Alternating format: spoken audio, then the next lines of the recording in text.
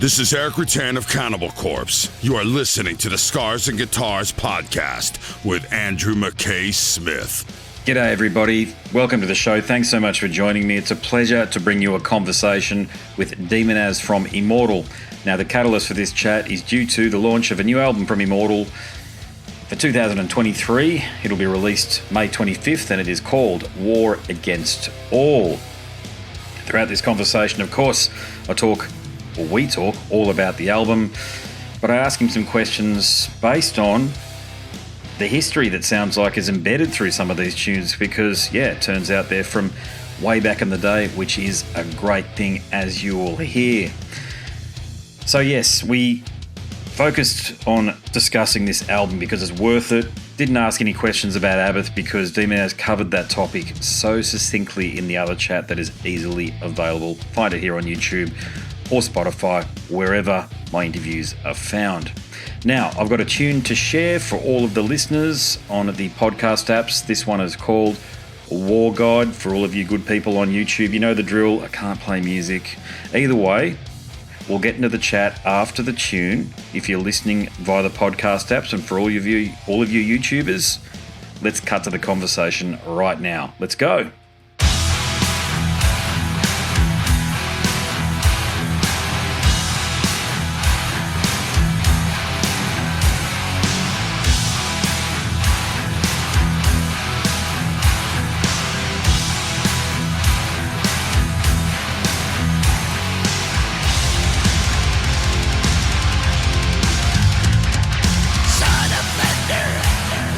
Rather than mine, still strong.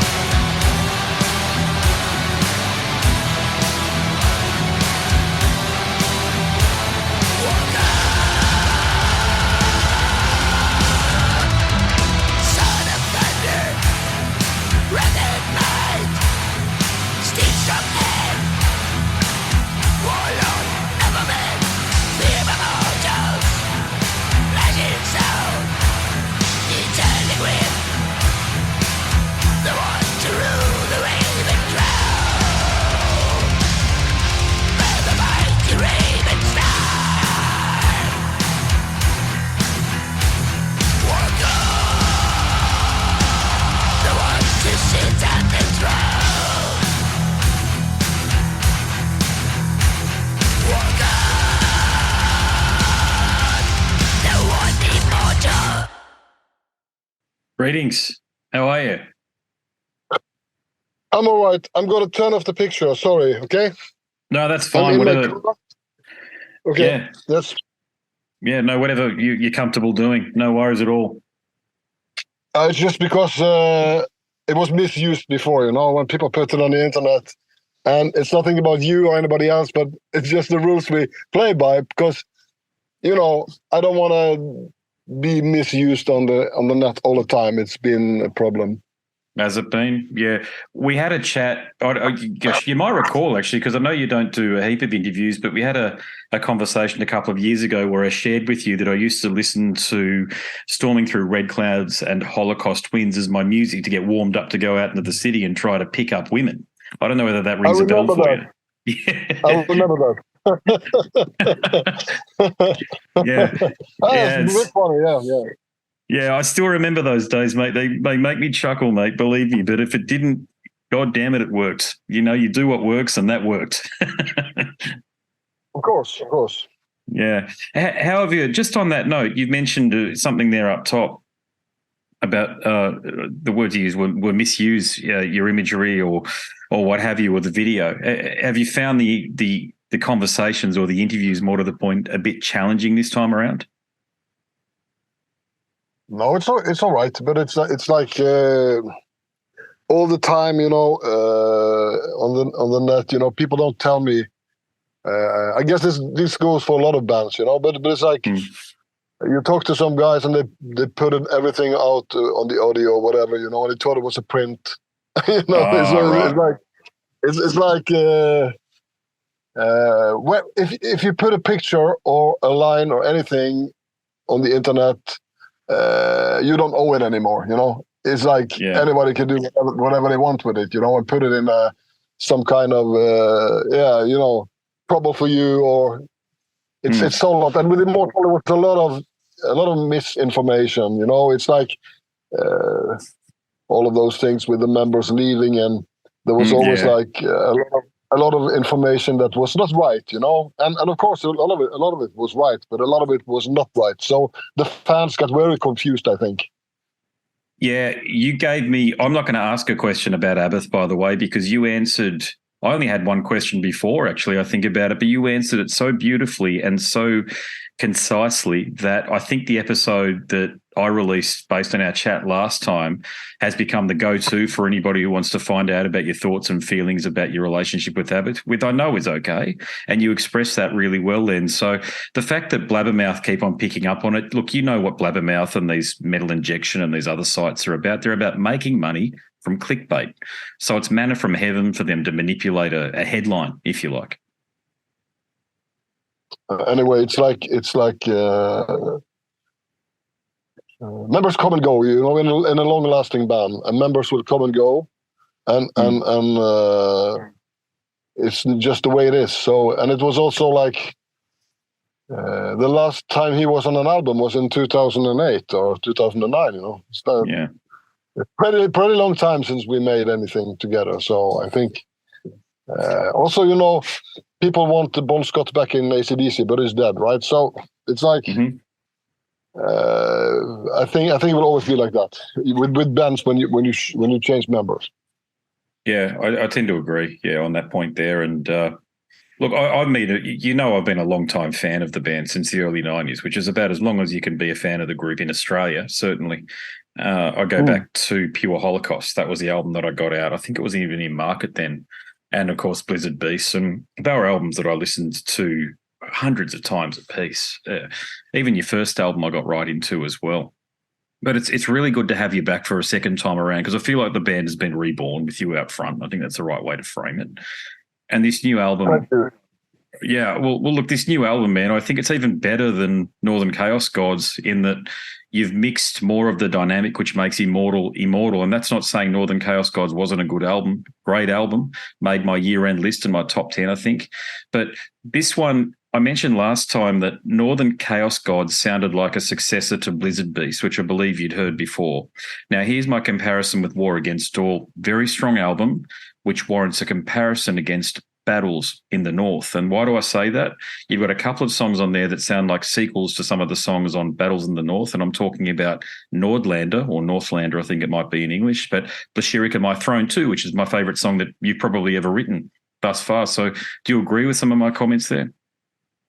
Yeah, two of those songs, actually the Immortal song, was written at the time of 95, 96, 94. Oh, wow. I'm not sure. I found a lyric when I moved to the mountain, which, by the way, 5 years ago, I moved to the Hardanger. It is a place where there is winter all year through. You can see the snow on the mountaintops all the year through. And it was a long time dream to have a house by the mountains. And I bought a house at the foot of the glaciers. So it's like Blashrykh, you know. It's like it's the perfect place to live. And there's a wilderness here, you know, and from my house, there is no houses nearby, you know, in a long area. So for some miles, and it's outstanding. So for me, it's like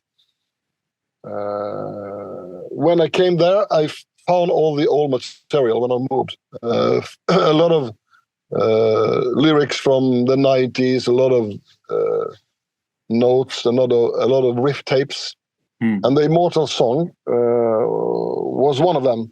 It could easily have been on the Battles in the North. That track, and of course some of the other material as well. You know, it's like when I write riffs and lyrics, it becomes one thing. It becomes Immortal music, right?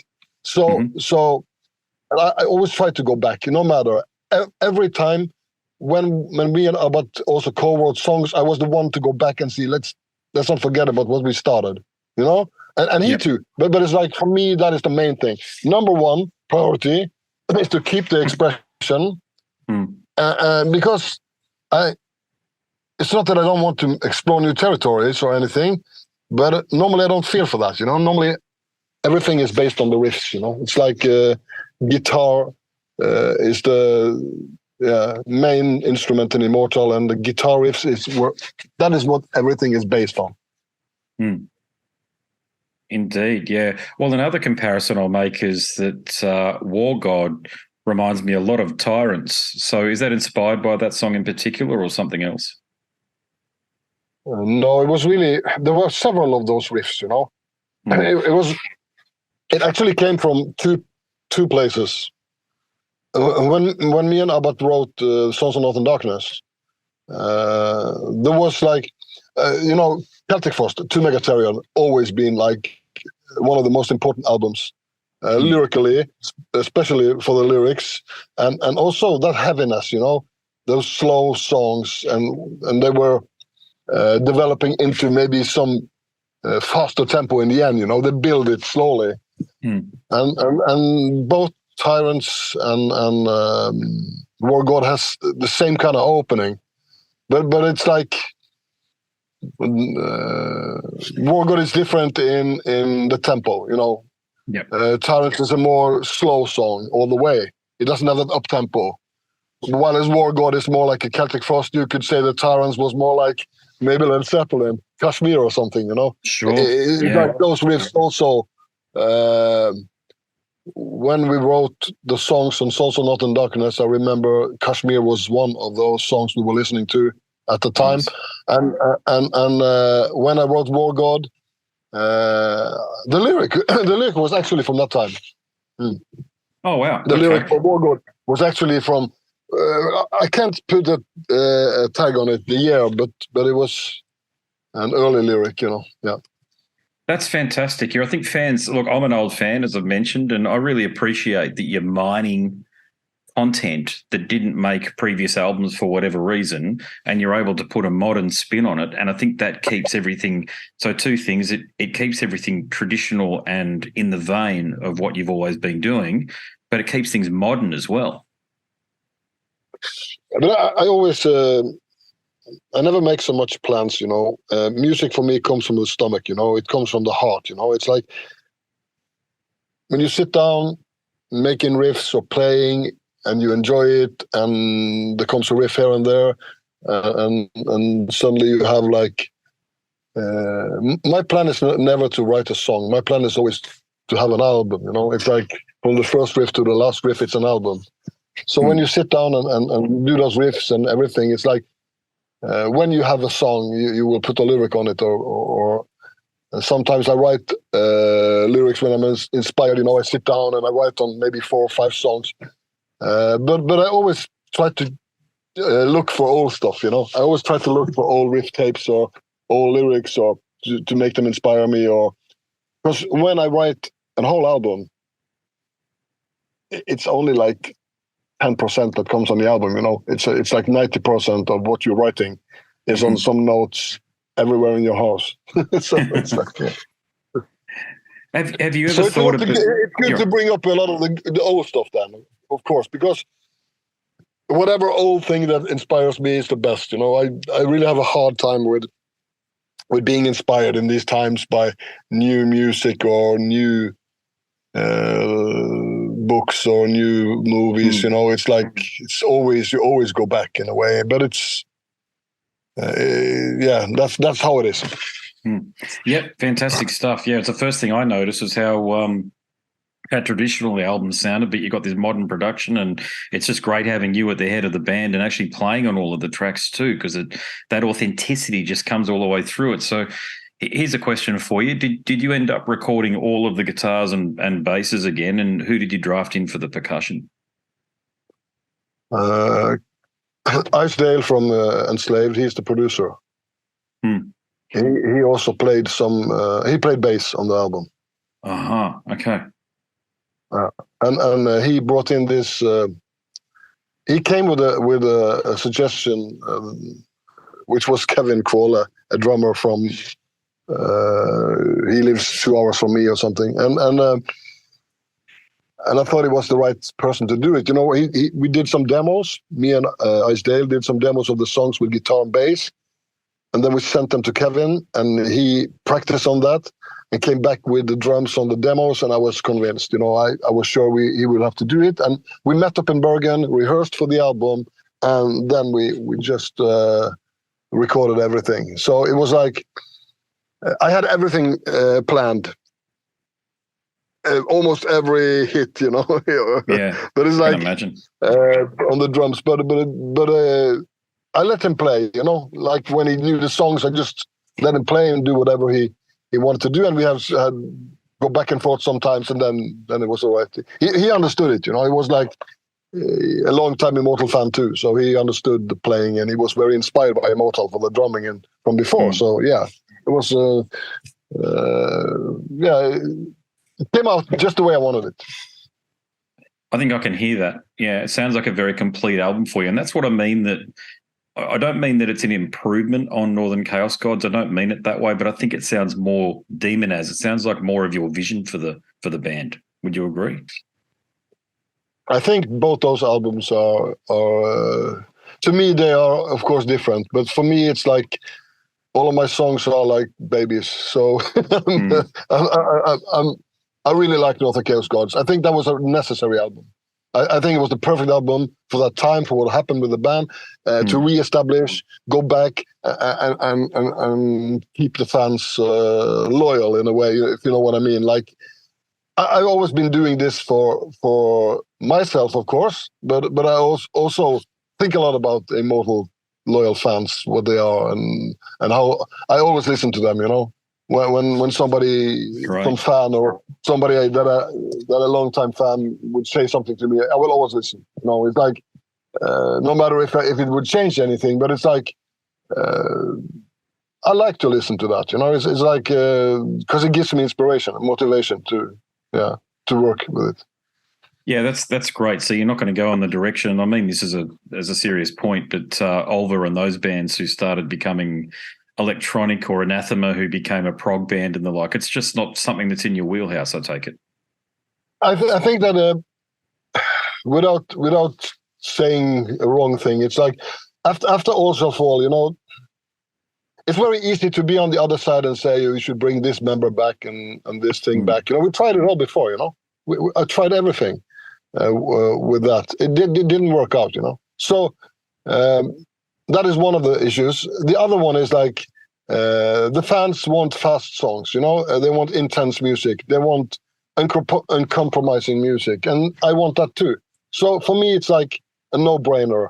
I don't want progressive music, you know. I don't want Immortal to end up like some, you know, trying to sound like something else or trying to move in a new direction, you know. If they want that, they go to another band, listen to something else, because Immortal is all about keeping the true expression of what was started once. And I believe that re-establishing Immortal with the Northern Coast Gods and War Against All, I think we're back on the right track now. It's like the band is instantly recognized when you listen to it. I think all the response I got was like, 2 seconds and it's immediately Immortal. And I think that is like the best I can hear. So the spirit was not there, you know. After Also Fall, the true Immortal spirit, it was gone, you know. And it was all about compromising. The band got popular. Everybody wants a piece of you. And suddenly the other members maybe want to do something else than you. And I didn't want to destroy the band, you know. I was always like, no, we have to go back to what's the original expression in a way. And it's like, that is why there is not like 20 riffs on every song, you know. It's more like insisting music. It's more like, maybe more like punk, you know. It's insisting, trying to keep the listener in the right mood for the song instead of experimenting too much, you know. So that is the old way of writing songs, and that is how I want to do it. Yeah, you're so right on a couple of points there. As an old fan, it was seeing you guys get popular and seeing little girls wear Immortal T-shirts and the like. It just felt wrong, didn't it? It just was weird seeing it. It's like, how do you understand the lyrical themes and how powerful and how potent this music is? Like it's not Marilyn Manson, for God's sakes. Yeah, and I wouldn't be like disappointed if a lot of people like the band, but it should be on the right terms in a way. It's like the music first, and then everything else after. So I felt it was like, I didn't feel it was a good thing, you know, that Immortal would be popular, big band that everybody would like, just because we changed or moved in another direction. You know, I want to keep in control with what we are delivering on the musical side. So a re-establishment for me was like this now, and the next album even darker. Oh, fantastic. Yeah, great. Yeah. You had your moment, and I know there were other things going on. You discussed that during our last chat with Damned in Black, but you're right. The spirit didn't feel like it was there, but it certainly is now 24 years later. Can you believe it? 24 years later, after Damned in Black was released, that's where we're at, or 23, year 2099. But here's the other point I want to make, and I know you know this because it comes up in a lot of conversations online about the band, but people would love to see you play live again. Yeah, of course. They always ask for that, and since there was it was like, it wasn't 5 years since it didn't take 5 years to write this album.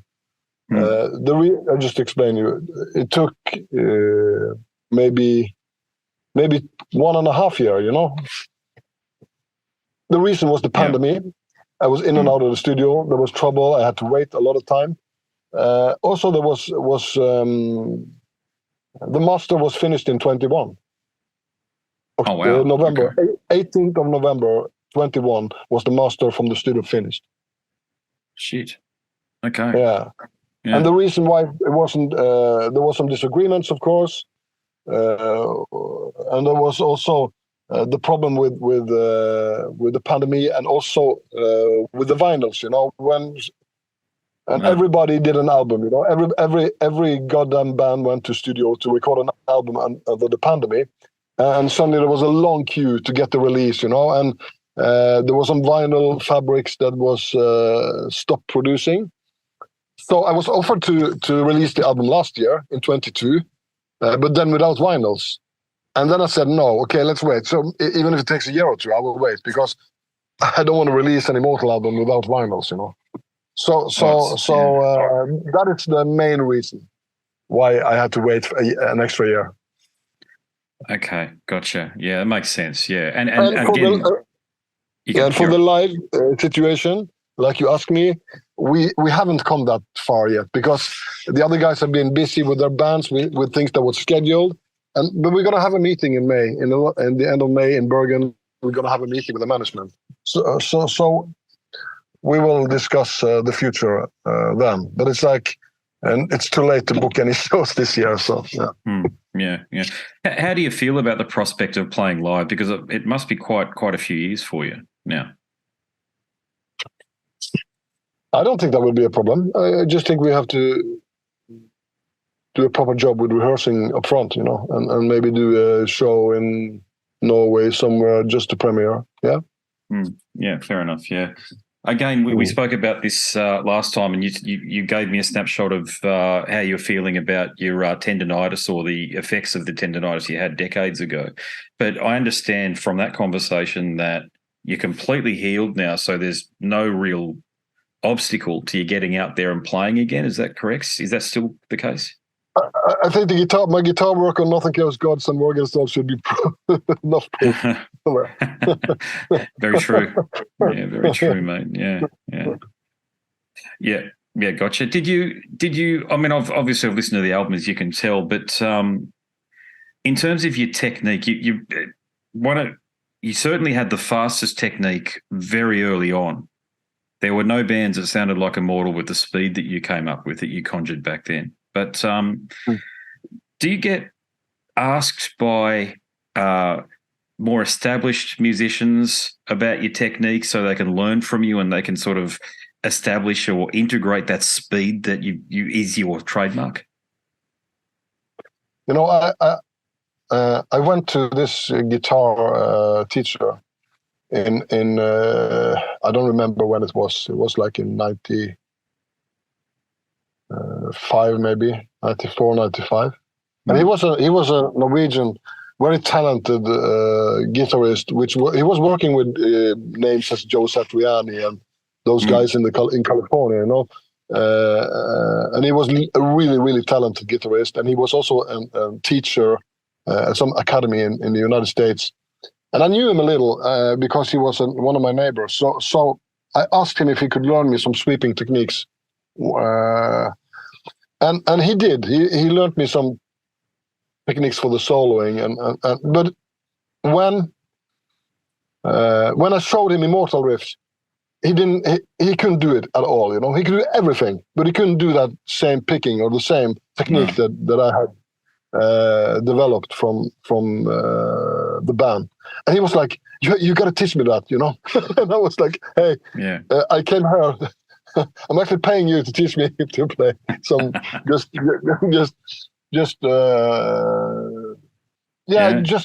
bonding a bit, And it was like, there was only a few times I was there, but anyway, he told me that technique is fucking crazy, and I really admire you. He told me that, and I was like, all right, thank you very much. But it's like, I think it was developed because my interest in guitar work from Tony Iommi and James Hetfield. They are very like, Tony Iommi play very slow, right? Mm-hmm. But he had an atmosphere and some kind of signature on his playing that James Hetfield picked up, and as a rhythm guitarist on the first on Kill 'Em All, there was this like picking technique which was very special, and I saw that live with them. James Hetfield had a certain way of picking, and I thought, it's easy to do it. It's not a problem. And for maybe a year or two, I was like working very hard with this technique. And I also think that I could play very fast from before with the picking. And like Abbat said, I've never seen anybody pick as fast as you do. So maybe that's a talent. I don't know. It's like it came very natural for me to do it, just riff very fast, Oh yeah, it's the trademark. It's your sound. It's the ethos, if you like, the philosophy, the technical philosophy behind your sound. Yeah, but it's like, and a lot of people ask me what is the Immortal sound? The Immortal sound is not a special sound. It's the way you play, the way me and Abbott play it in a way. It's like he also, I also learned him a lot of playing on guitar, and he learned me things. We like both ways. When we were working with Immortal on the early days, we would have one guitar or two, and we would sit and just write songs. So it's like, and show each other techniques or, yeah. Yeah, fair enough. Yeah. Unfortunately, I've got more questions to ask, believe me, but I know you've got to get to the next one in a minute's time. But look, it's been great the second time around chatting to you, mate. I look forward to these conversations, believe me. So I look forward to the next one. But thank you very much for your time on this one here. Great album. I'm a fan. Love to see you down here in Australia too sometime soon. Yeah, it's always interesting when you get good questions from people who know the band, right? So it's much easier to talk, It's like if you get like those newspapers who don't know shit about your albums, they could have some. Sometimes we just told them to fuck off, Yeah, those questions like, "Hey, Demonaz, what is black metal?" Those stupid idiot fucking questions that go out there, and it's ridiculous. But no, you are a legend of our favorite. You're a legend of the extreme metal genre. You're one of the originators, and you're one of those people that people look up to. So I hope you get that and feedback in more interviews this time around, mate. Yeah, of course. It's like. It's been really, really motivating to do the interviews because there was so much good feedback, and people seem to be like very interested in the band and interested in the music, and it's been really, really nice. Yeah, that's great. Yeah, absolutely. Well, thanks very much for your time again, mate. Always a pleasure. All right. Thank you very much. Bye-bye. Well, there you have it. A chat with Demonaz. Always a pleasure to talk to him. I'd love to have a beer with him at some point, as a matter of fact, because I think once you get behind that very stoic veneer that he has, I'm sure he's got a hell of a story to tell. I should have asked him, actually, but we just ran out of time when the book was coming out, because I love asking that question to you.